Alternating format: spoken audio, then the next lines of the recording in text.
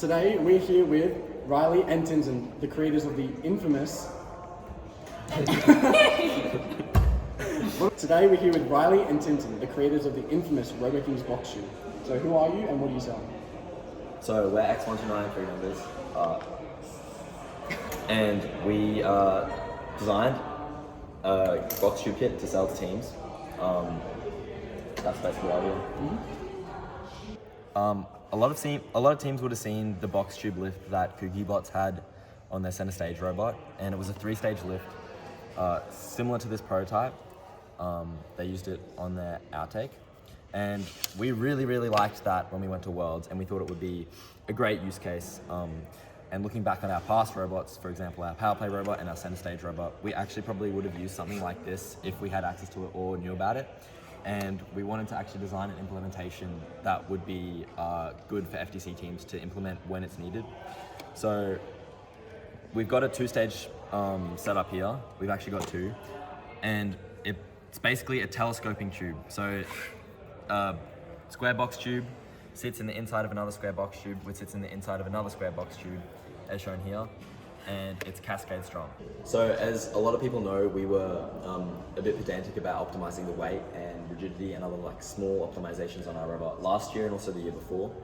So we thought a system like this would help optimize some of those aspects, and it would be a niche use case for a few designs. So it's obviously not intended to replace Masumi slides. It's kind of meant for niche use cases. The 3 main things that it provides is lightweight. It's lightweight. It's a lot more rigid than Masumi slides. That's probably the main thing. The main advantages of box slides over a typical draw slide like Masumi is that it's lighter, it's a lot more rigid, it's more compact, and it has a greater stroke length. So that comes into compactness as well. So you can basically get up to 90% of your stroke length. So because of the way the system is designed, and I'll explain more. So you can see how much extension you're getting there, whereas a typical Masumi slide will only have a stroke length of 60. But you can get quite a high stroke length with this. And it's still really rigid. So you can I'll try and demonstrate the wobble on this, but it's really super duper rigid from all axes. So if I pull it out here, this is the max stroke length, and if I put it in a little bit, you can see there's pretty much no wobble on this axis, like barely any. So I'm holding it down, and then on this other axis, it's the same kind of thing. So high rigidity at high stroke lengths is the main thing, and obviously there's 0 play whatsoever on this. And the high rigidity becomes from the design. So the force actually is acting through these bearings and these side bearings. They're actually contacting the outer part of the tube. So when you flex it, all the force actually goes through these walls. So it's not contacting the plate, it's kind of really contacting this super thick wall. And that's on all sides. So we actually use side bearings and main bearings. So that's the reason for a super stable design from all axes at high stroke lengths. Up to you. But you can see there's no wobble at almost full stroke length. So you can see it on all sides. And the tension, so the rigidity, can be increased, or the friction can be decreased by tightening these screws, which will change the compression of the side bearings on the inner base of the tube. So you can customize it in that way, and hopefully there's not much friction on the design, as you can see. I've got the 1 stage here, but the whole kit basically works by feeding into an outer stage. So this is just to demonstrate the bottom insert. So we'll have basically top inserts like this. As you can see, it's a dowel pin and 2 bearings on a billeted plate that sit like this on either side, exactly the same as the middle stage. And the middle stage will actually fit through the outer stage like that. So that's how it will work for the top stage, as shown in that slide. And then these will sit here like that, clamping it in, if that makes sense. So that's kind of how it works, but from all axes.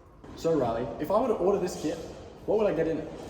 Everything you need for 1 box slide kit. You don't have to buy anything from anywhere else. We offer nuts, dowel pins, screws, plates, bearings, 3D printed parts, the box tubing itself, everything you need. The string, it comes drilled, it comes CNC'd. So pretty much all you have to do is put it together. We'll have an assembly video and an assembly document, so it should be accessible for all teams to be able to assemble your own box tube. So as an additional question, would you say that it's difficult to assemble? So we've actually designed for assembly in mind. We're going to have, like Riley said, an assembly video, and it will probably take around half an hour to 45 minutes to assemble. But this is a high-level kit, and it is quite complicated, as you've seen, and it does take some fiddling to actually get perfect. So you see we've got two kits that we've tuned the friction and rigidity, so there's a good balance between. But there's a lot of tuning with stringing. And so, when you buy the box tube, how are you going to actually string it? So after you make it and you get to stringing it, it's cascade stringing. So for example, it's the stringing that Gluten-Free used on their lift in Robotics. And a continuous return strap. So you'll have 3 separate strings in total, and it's actually pretty easy to adjust the tension with the zip tie outside. If you have a look at Robotics bot, that's probably a great example of it.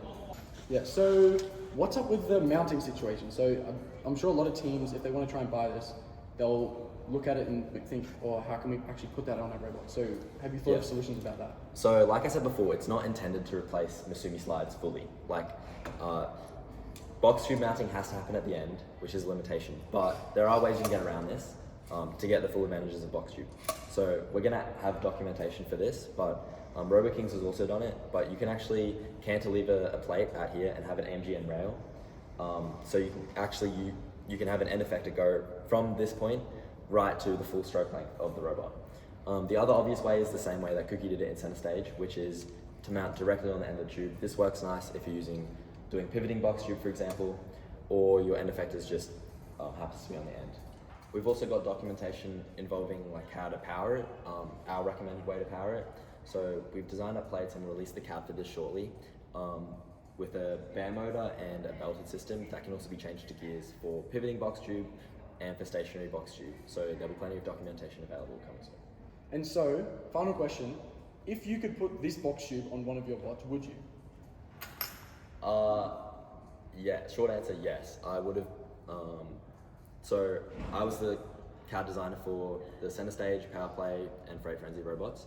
I would have used this both on the Freight Frenzy robot and the Power Play robot. And I probably would have used 1 on the Freight Frenzy robot and 2 on the Power Play robot for the lightweight and rigidity benefits, and also the stroke length. Like it would have allowed, you'd have to get a bit creative with the mounting and positioning, but it definitely would have allowed some like designs we wouldn't have had before. So for example, our Power Play robot, I probably would have done a pitching outtake so that we could get additional horizontal extension on the outtake, and we would have also been able to pick up cones from the other side like we did with our MGN rail. But this would have been a much nicer and more compact option for something like that.